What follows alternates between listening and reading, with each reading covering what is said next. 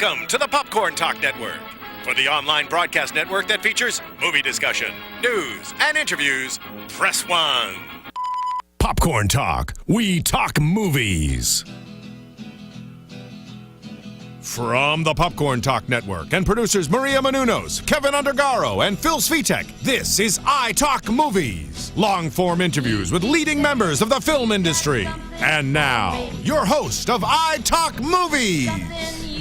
Hello there, Popcorn Talk fans. I'm your host, Megan Salinas, and we are here for iTalk Movies today with Denny Tedesco. How are you doing today? Excellent, thank you.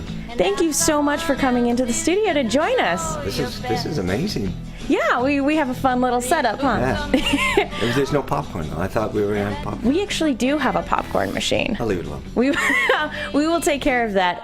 Before we get started, I want to go ahead and remind our viewers and listeners that if they haven't already done so, to go to iTunes and YouTube and subscribe if they haven't already. Rate, leave a comment. We love hearing from you guys. And be sure to tweet at us at the Popcorn Talk. So, right. And if you want, you can tweet at me directly if you have questions for our fantastic guest at The Menguin. That's TheMenguin. And if they want to find out about your project, what is the Twitter handle that they can do to tweet questions at you guys? Rec Crew Film. And you can always go to the Facebook page, which is Wrecking Crew Film as well. This is a really interesting, cool project, The Wrecking Crew, which I believe opens up theatrically and for on demand and on iTunes on the 13th, so this Friday. Yeah, it's very exciting. It's very exciting because I've been working on this for 19 years, so this is it. What made you want to tell this story in particular? Well, the story, for those who don't know anything about it, it's the story of the session musicians, the musicians in Los Angeles that did all the rock and roll, and they did the Beach Boys, Sinatra, Mamas and Papas, Fit to Mention. They worked with Sinatra, they worked with Elvis. Anything that was done in Los Angeles, they had a piece of probably most likely recording.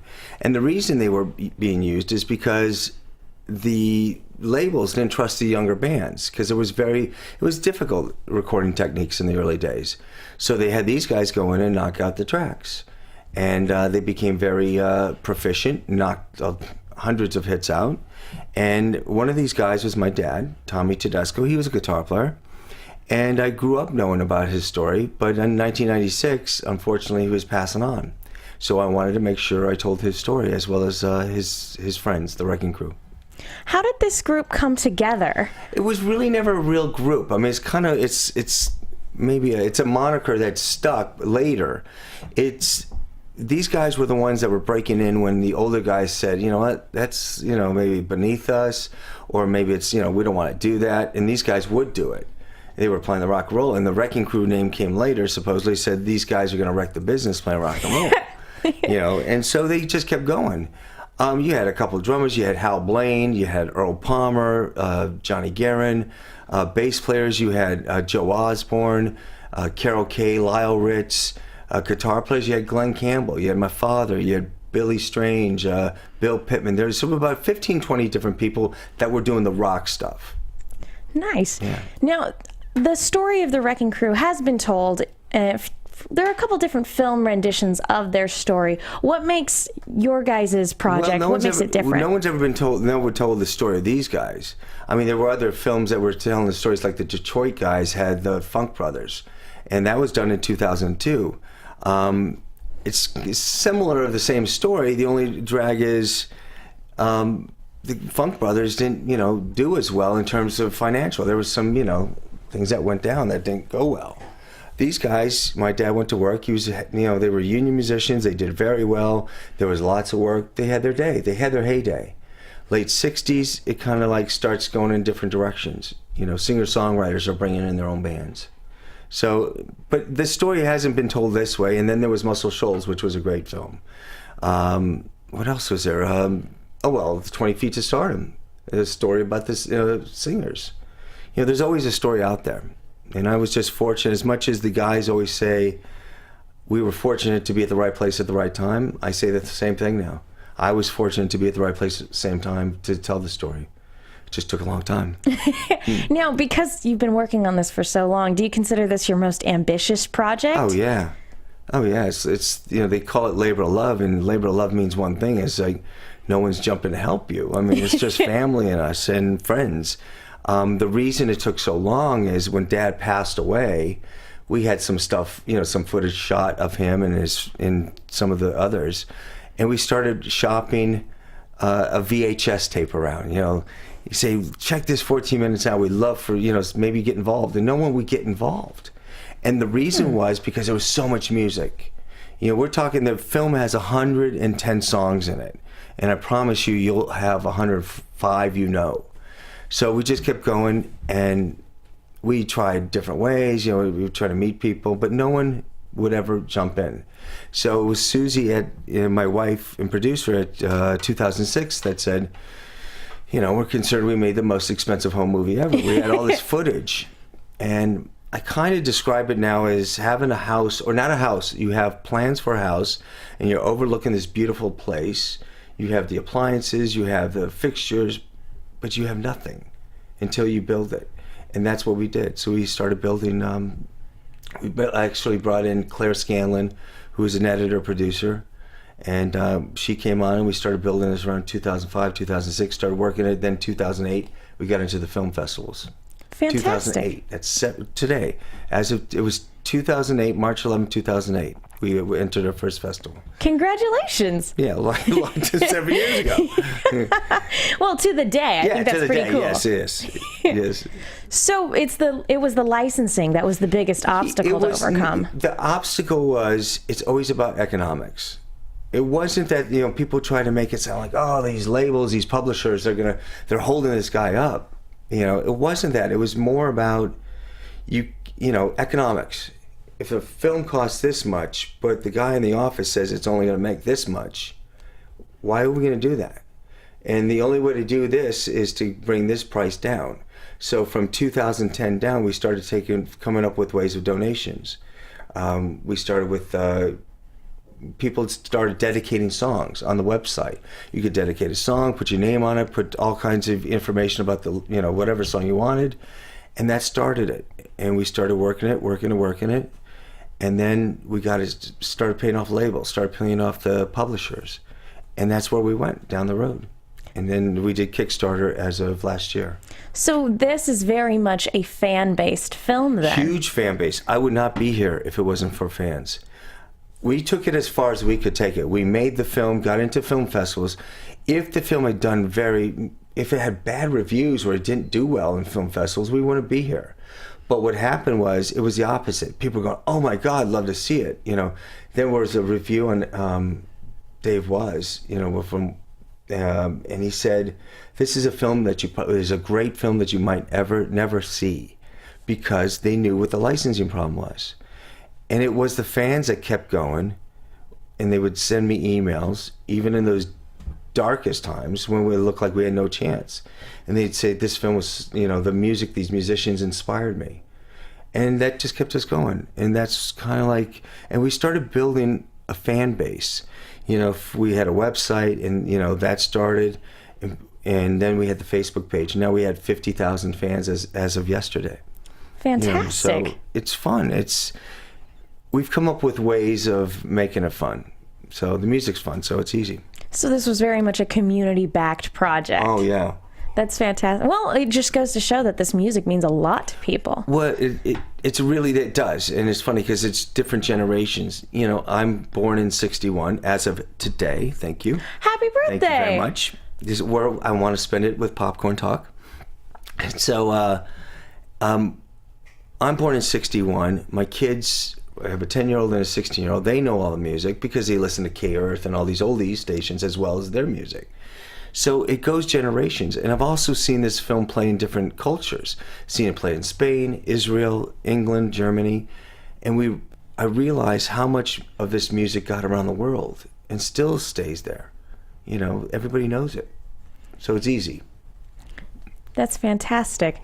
What you mentioned that your family was very supportive in putting all this together. How involved were they?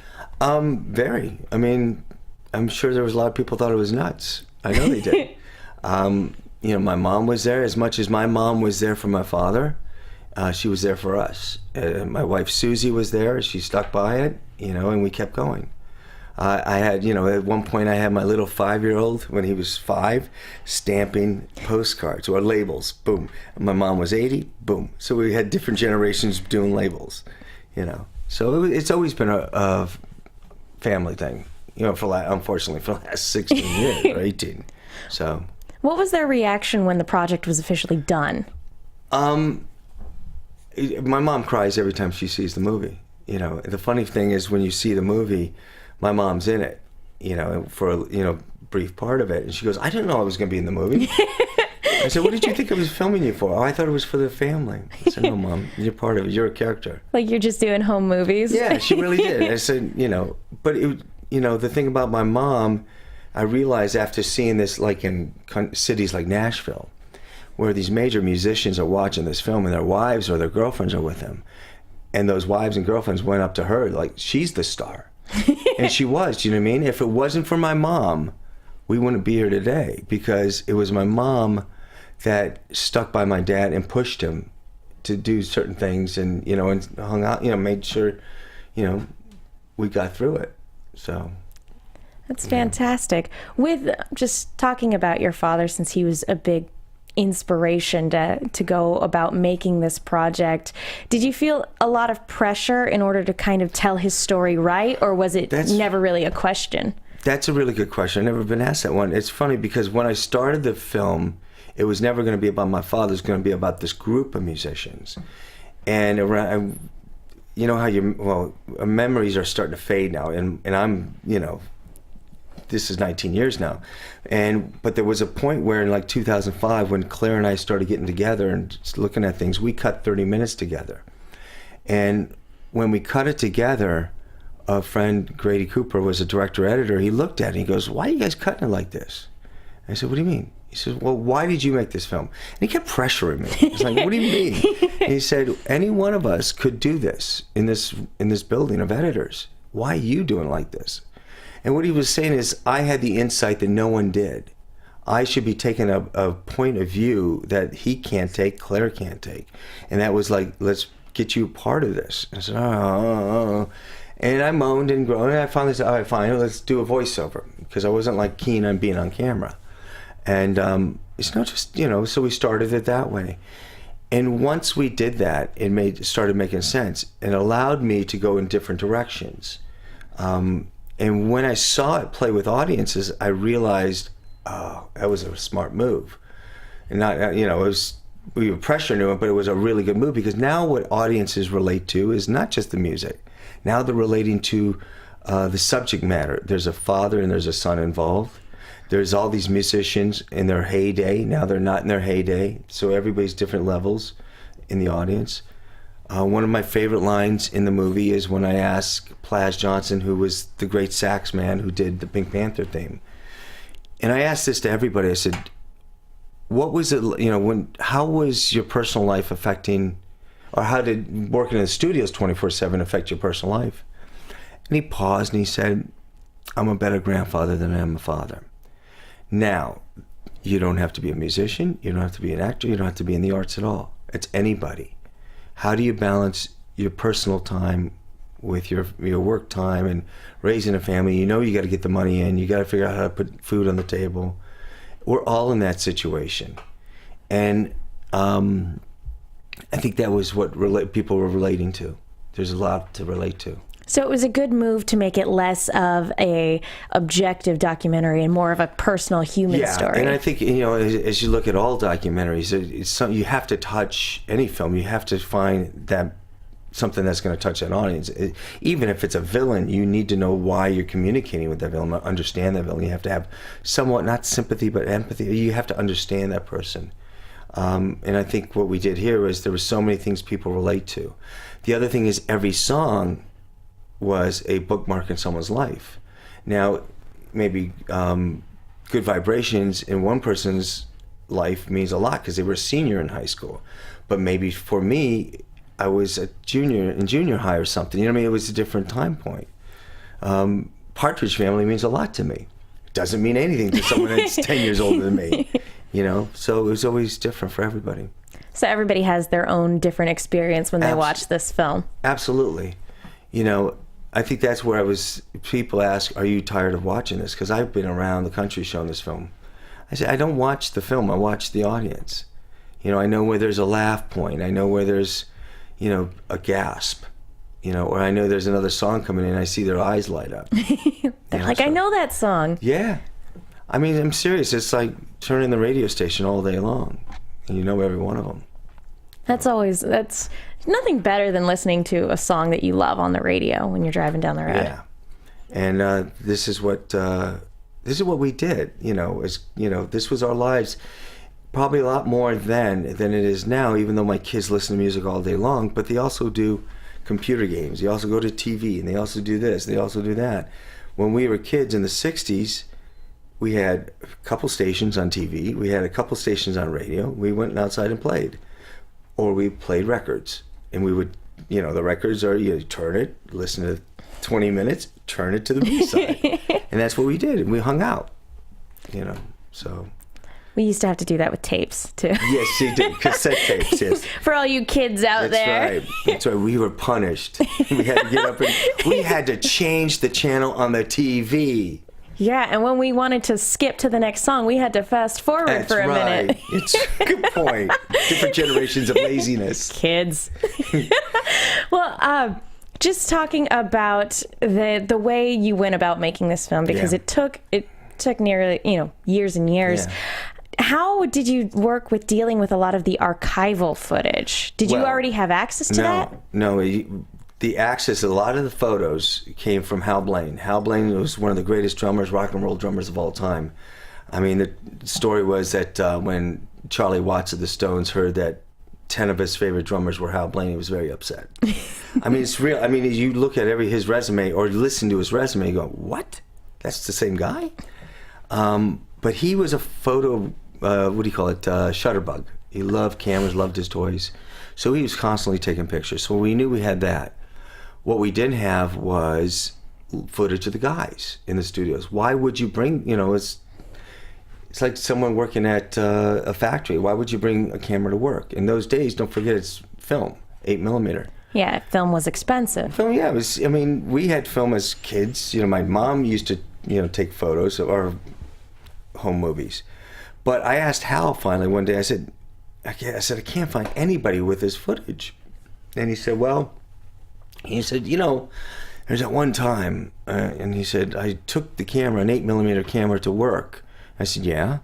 He goes, and I directed all the guys and filmed them. I said, yeah. He goes, and then I went home and cut it into a porno. I said, I like the laughter in the background. If you guys could hear that. Steven in the booth. Steven just lost it. Steven's on the ground. And I went, oh, okay. What do you mean? He said, well, those 8mm, in those days. I said, yeah. He said, well, I chopped it up, and it was for a party. So what we did is I showed him the film. So, all right. He says, and I said, can you send it to me? So he says, yeah. So he sends it to me. Now I got this. Now, for those who don't know what 8mm film was, it was about this size, round, and I couldn't put it into a projector because it's so brittle. So now I'm like, all right, what do I do? I can't watch it. It'll light on fire. Well, you're just going to snap. And it's like, then I'm going to go, well, what if I can't take it to a mom and pop hey, can you transfer my home movies? I don't know what's on it. You're going to give someone a heart attack. Yeah, I'm going to get arrested. It's not my film, really. So I ended up doing they call it a late night transfer at your lab, the place I used to go to. And they said, well, we'll do it late at night, when no one's around. I said, okay, fine. And sure enough, they're sliding the film through the gates, and, it's so brittle. They get through it, but it's like, get the section. All right, they did the whole section. So we finally it would go porno, my dad walking in the studio, porno, Don Randy going like this. And this went on for 3 minutes. But I got some great footage of them coming out of the studio, in the studio, so. It would make for an entirely different type of film. Oh, yeah. I'm threatening to put it on the DVD. So, just speaking about that, is there going to be a DVD release? Yeah, I'm so excited. Fantastic. Yeah, I'm very excited. The reason I'm excited because over the years, when Claire and I were cutting at the beginning, she said something to me, because I had, don't forget, I've been filming for 10 years. And she says, you got to stop interviewing people. And she was right. She said her reasoning was right. I'm not saying she was right. She said the rationale was there. Her rationale. She's a producer editor. She said you can't put everybody in this film, and she's right about this. She said you won't fall in love with the characters. She's right about that. But I said, but that's why God gave us DVDs, because I knew there would be outtakes. I wanted every voice to be heard. If this guy has something to say, let's go interview him. What if he gives, for his posterity, for his family, what if he tells us something that's, oh my God, moments? And there were. So I wanted to make sure I kept going, and I recently interviewed Marilyn McCoo and Billy Davis of The Fifth Dimension. That was last month. The film's out. It's ready to go. I'm not putting it in the film, but it's important to me for historical reasons to have that stuff.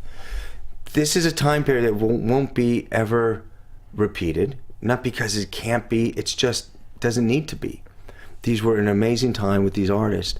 But why I'm excited is because a year ago, when all this is going on, people are saying DVDs are dead. DVDs are dead. I'm saying they're not dead. They can't be dead. Can't be dead. And as of a couple of days ago, Magnolia Films is talking about doing a double DVD set to bring in those outtakes. So I'm really thrilled about that. That's so exciting. How much extra bonus features on the DVD do you guys think you have? At one point, on our website, when we were showing teasers over building an audience, we had 150 minutes there, and that wasn't even touching anything. There's people on there. We interviewed Jackie DeShannon, Petula Clark, Richard Carpenter, Bill Medley of the Righteous Brothers, Barry McGuire in all these. Those were the artists. Then there was the guitar players, and the bass players, and then the engineers, and everybody. In the film, Brian Wilson's in it, Cher's in it, Nancy Sinatra's in it, Herb Alpert's in it, Roger McGuinn of the Byrds. Everybody's in it. But I want to make sure everybody's voice is heard. Everybody has a cool story to tell. They do. The other question is, people say, well, were they ever reluctant to tell the story, these artists? And they said, no. They love these musicians. These musicians were usually a little older than some of these folks. Like Brian is, at the time, maybe 1920, my dad's 30. So they looked up to the musicians. The musicians were the stars to these guys, and they didn't, treat the artists badly. They loved working with them. How did you go about reaching out to the people that you interviewed? Did you just make a bunch of phone calls? Yeah, that's the hardest part. As you know, probably as a journalist, it's like the cold call, or you got to get past the gatekeeper. And, the gatekeeper's there to do one thing, is keep that door closed. Be a bouncer. Yeah, exactly. Oh, God, I hate that. Standing in line, waiting to get an interview. No. The musicians are a piece of cake. Those guys, they were all there for us, because they knew my dad had a great reputation. They were golf friends, so that wasn't a problem. Getting to the artist, then you got to do that one step. Well, who knows who? Who knows who? You call the agent. You don't get a return call. But when I got to, like Cher is a perfect example. Cher, I had a really good feeling about, because Cher, I worked with her in the 80s on a rock and roll video of hers. And I remember standing sheepishly next to Cher. Cher is very business. Cher is, professional. Cher doesn't mess around. And I remember standing next to her and going, Cher, yeah. And she goes, I said, my dad worked with you in the 60s with Phil Spector. Who's your dad? I said, Tommy Tedesco. And she went, It was like, oh my God. She was a 16-year-old child, a kid, that was her time when she worked with these guys. So she go, oh my God, Tommy and Hal and Don and Billy Pittman and all those guys. And she was instantly excited. Cut to 10 years later, when I went to the agent, and I said to the agent, and we knew the agent, but I think the agent was just asking out of courtesy, because usually they don't. And she said, I'll ask her. And a couple of weeks come by, she said yes. And it was like, oh, that's good. So that's what happened. And then, Nancy Sinatra, another one. Nancy couldn't be biggest advocate of these musicians in the world. She's awesome. She loved these guys. So that, they just started to come around, I didn't get turned down by any of them. It was the current artist or their management would turn me down, but that's okay. It worked out better. Yeah. And was there anybody you got starstruck by? Oh, that's a good question. No, not really, because I was always. Oh, that's a really good question. I was, like maybe Brian Wilson's like, all right, I know Brian, or not know Brian. I'm going to get to see Brian Wilson. But interviews, there's certain interviews you go, you walk away from an interview, you go, oh my God, that was awesome. And sometimes it was somebody no one knows. Jackie Kelso was a wonderful interview, a sax man. He was 84 years old, and I was like, he was awesome.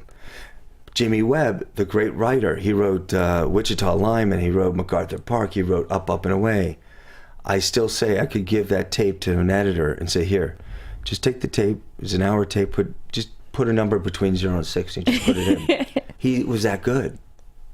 So, some interviews you go, oh, you struggle, and what's fun. Like now. No. But yeah, you're absolutely right. There are some interviews where you just can talk forever and ever and ever and still feel like you don't have enough time. Oh, yeah. Yeah. Or there's those interviews where you go 3 pages of notes and you did it in 10 minutes. Curses. We've been there. So I did want to ask what it's like kind of looking back and constructing a story from this point in time, because this was music history being made at a point when you were a kid. And when you're a kid, you don't recognize history being made. It's just kind of something going on in the background. Well, it's interesting because I didn't understand, because you're right. I'm, 68, I'm 7 years old.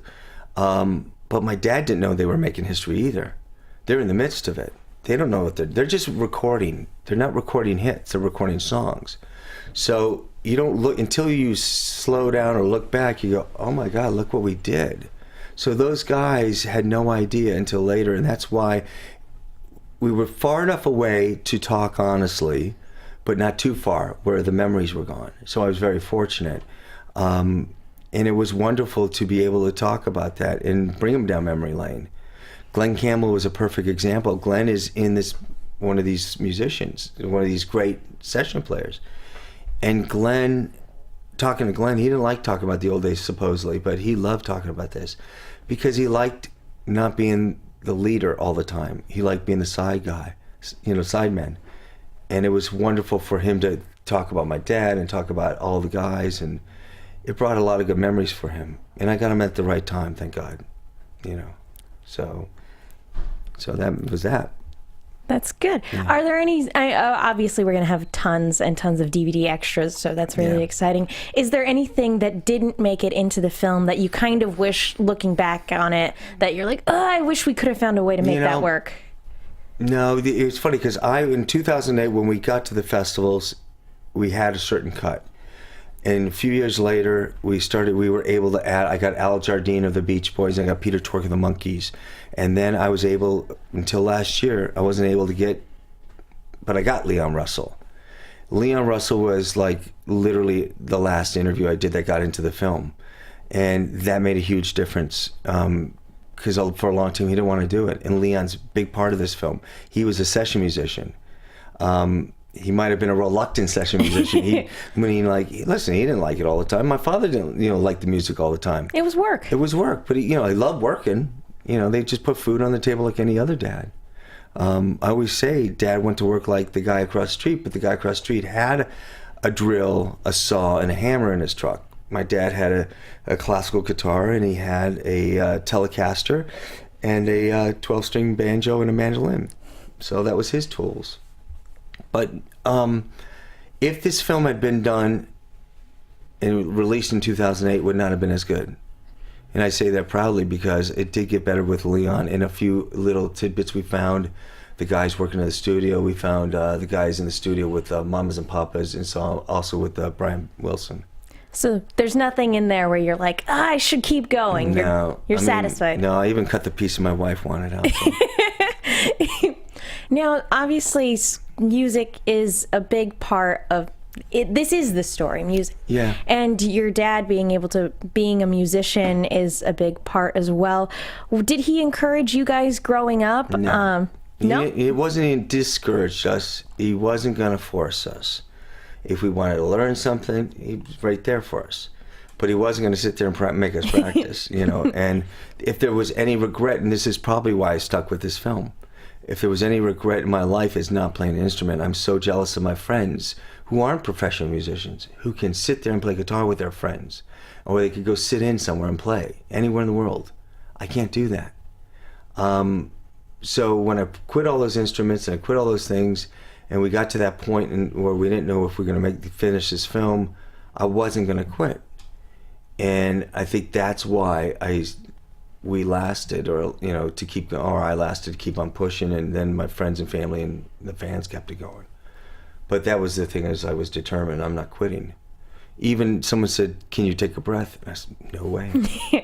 Ask me Monday. Let's see how the first weekend goes, because I need to push this. Not just, hey, just go out. I want everybody, please. If you're not in the city where it's playing, check it out on VOD, or you know, get friends together and watch it. It's fun. I promise you, it's not a dry dock. It's not, you know.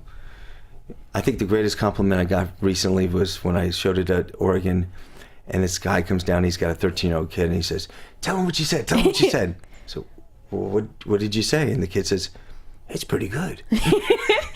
That is a hard audience to impress. When I can get a 13-year-old to an 80-year-old happy, it's good. So.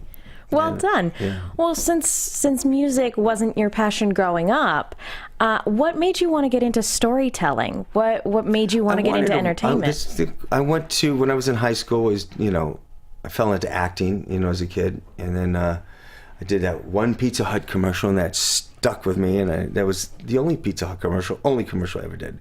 But it got me into the arts, and then I went to college at Loyola Marymount, and then I wanted to write. And I was, but here we go. I wasn't a writer. A writer writes every day. And that was something else I had to overcome. Is like, am I really a writer, or am I going to just keep cleaning the desk and find a reason not to write? And my desk is still a mess. So, I just kept going. And I think then I got into IMAX films, and I was doing documentaries there. And I enjoyed, traveling, enjoying meeting people. I love talking to real people. I mean, I consider these guys real people. You know what I mean? You do these things where you have to go talk to actors and directors, and they're trying to sell something, like me right now. But I really enjoy talking to people. I always tell people in these audiences, you know what? You should go interview your mom and dad. You don't have to make a doc. Go interview your grandparents. Find out, because you know what? It's too easy now. You got the phone, go do it. Find out something you didn't know about. It's so important, because you could pass it on to your kids, When was the moment where you found out that was what you loved doing? Talking to people and relating with their That's a really good question. Probably after I started this, because when I started this, I wasn't a director, wasn't a producer at the time. I was gripping. And then I started getting into production, and then I started working with crew. I had worked as a set decorator on a film called Eating Raoul in the early 80s. And, so I did a lot of art department grip work with lighting and whatever. It was after I started being sent out to go talk to people and interview people from different networks, I started enjoying it. I really enjoy meeting people. When I was in art department, I think the best part about art department was you get to actually hang out with the real locals, because you had to meet the locals. You had to meet the locals to find out, hey, what do you got in your back garage? Do you know what I mean? And you hang out. So I was always into that, versus, going back to the hotel and hang with the crew. Made a lot more sense to actually go and make connections. Always. Absolutely. And that was one of the things. I was speaking at Loyola last night with my brother, who's a sound engineer, mixer, and we were talking in one of the classes, and we said, if you're going to break into this business, any business, you have to communicate. You have to, you can't sit and watch TV. You got to go out and meet people. And that teacher that was there was brilliant. This guy was talking about, he teaches these kids how to have conversations. Yeah. So, if you don't go out and live life, you can't tell stories about people who do. Well, my father said, listen, you could be the greatest guitar player in the world. You could be unbelievable. But if you don't get out there, no one's going to know that. So he said, if you want, you have to be out there. You have to play with other people. You have to learn to, play with other people. That's awesome. Yeah. I can't wait to see the film. It opens up on Friday again. We are running a little short on time, but I wanted to ask, do you know if there's going to be a soundtrack released as well? There is a soundtrack album being released. Thank you for asking. It's that was one of the things that happened in 19 years ago. There would have obviously been a soundtrack, before iTunes and everything else. But what happened is nowadays movie companies and movie production distribution companies really don't care. But it wasn't they didn't care, it's just, so we had to find another way. So we went to Pledge Music, and now we're doing a 4 CD set. And what we're doing is 3 CDs are going to be filled with all the hits. The 4th CD is going to be the musicians themselves. So it'll be something under my dad's name, something under Don Randy's name, Hal Blaine's name, different names. And so they'll have their day. And then we're having a 2 LP, that's that big round disc. And then we have this book called Sound Explosion, the story of which is a beautiful 12-inch by 12-inch coffee table book about all the guys. So after people watch the movie, they should sit down and check out the book. Yeah, have a party. I'm serious, guys. Get people together and have a party this weekend. That sounds fantastic. Yeah. Now that this project is done and that, coming up pretty soon, it's going to be out there for everybody to access. Yeah. Do you have any other upcoming projects that you're working on, or are you just kind of going to take a break now that this is kind of out there? There's a couple projects. We talked about one about, I want to talk about ageism and stuff like that, because I think that's one of the things, watching my father get older, and even though he was unbelievable at 61 as a guitar player, he was fine with it. I wasn't fine with it. And it was interesting to see I watch these guys now in their 80s and they're still playing. You can't stop creativity by a certain age. Maybe driving you stop, but you can still create. You can still create art, and I think that is the thing that keeps most of these guys alive. Bill Medley of the Righteous Brothers, I asked him that question. So what's it like? You're 72 right now. And I said, you're still singing that song. You've lost that love and feeling.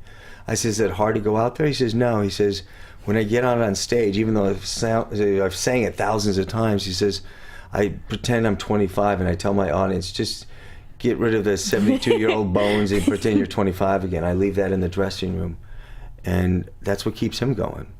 So I'm going to be hearing that song for the rest of the day. It's going to be in my head now. Absolutely. So. Well, what is the one thing, going back to this film, what is the one thing you want audiences to take away? Thank you. The one thing I want people to understand is the musicians, they have families, they're real people. Even actors and stars, they're all real people. They're doing this for a reason. They love what they do, but they're also doing it to make a living. They put food on the table like anybody else. They send their kids to school like anybody else. These were people at the right time and right place, and there'll be other people at the right time at the right place. And I just think people have to understand or look what came before them. There was a great drummer named Mark Schulman, one of the current drummers, and I asked him something, we were talking about it, and he said, you know what, you could hate everything that Hal Blaine or Earl Palmer ever did, 50 years ago, or never even known about it. But whoever taught the guy today, whoever taught that guy's teacher, somehow is influenced by those two guys. And that's pretty amazing, because you can't run away from that. What they did at the beginnings of rock and roll still is used today. So I think that's a good thing that people will be able to take away. Yeah, absolutely. I cannot wait to see the film. Much. It sounds fantastic. I appreciate it. Where can people go online if they want to find out more about you and about the film and about the work you guys are doing? You could always go to wreckingcrewfilm.com. Sign up there. We'll be letting you know when the DVD comes out. We'll be letting you know all kinds of information. I'll be letting you know where it's playing. And if you go to the Facebook page, what's really fun now is every day we have a trivia question or update of what some of these artists are doing. So it's fun. We have fun with it now. Are there any local screenings coming up for people here in LA? Oh, absolutely. New Art. New Art Theater is on Friday all the way through the week. So starting Friday night. And if you come on Friday night, 7:30 sold out, but the 5 o'clock's open, and the next night we're there with the musicians, and we'll be there all week. Fantastic. So you'll see some of the guys. Ah, fantastic. So for all of you out here in LA, go and check that out. And New York City. Do you hit New York City with Popcorn Talk? Oh, goes out online everywhere. All right, check the website because we're at IFC. We're all over the country now. We're at, where else are we at? I think this weekend, I can't remember, but just go to the website, you'll find it. Fantastic. Well, Denny, you. thank you so much for coming and hanging out and talking to us about the movie. Thank you. Is there anything else you want people to know before we go? Just say hello. If you come and say hello. Will do. Well, again, thank you. Spread the word. Thank you so much. We really appreciate you taking the time.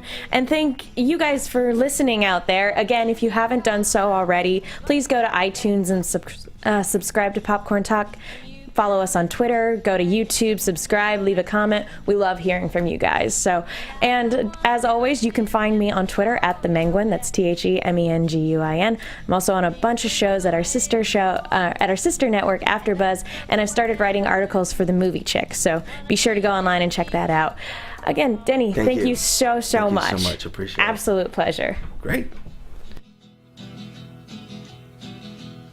From producers Maria Menounos, Kevin Undergaro, Phil Svitek, Christian Harloff, and the entire Popcorn Talk Network, we would like to thank you for tuning in. For questions or comments, be sure to visit popcorntalk.com.